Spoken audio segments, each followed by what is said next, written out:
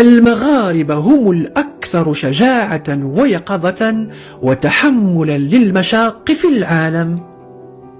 هذا الوصف قاله القائد العسكري الإنجليزي الخبير بشؤون الحرب الكولونيل إدوارد ساكفيل، الذي كان يترأس الحامية العسكرية التي كانت تحتل مدينة طنجة قبل أن يحررها المغاربة تحت قيادة السلطان المولى إسماعيل.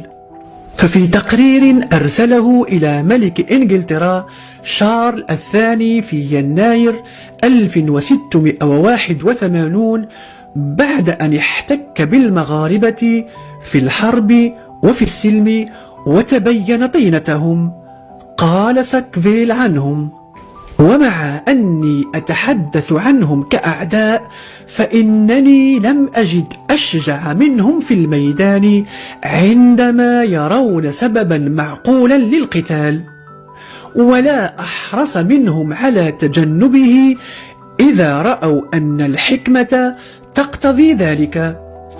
ولا أعتقد أن هناك بين أجناس البشر شعبا يقظا متحملا للمشاق صبورا جادا مثل هذا الشعب.